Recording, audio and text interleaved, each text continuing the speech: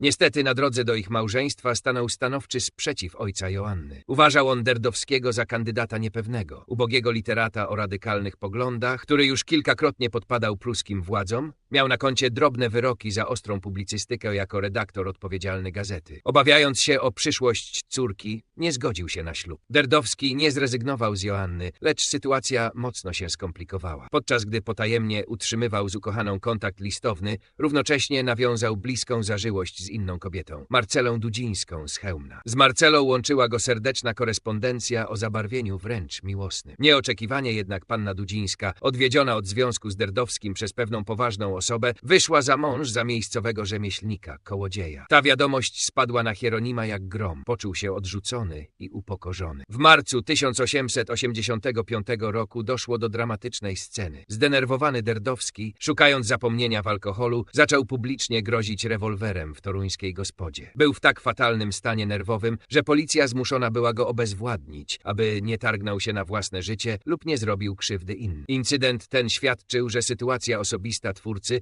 stała się nie do pozazdroszczenia.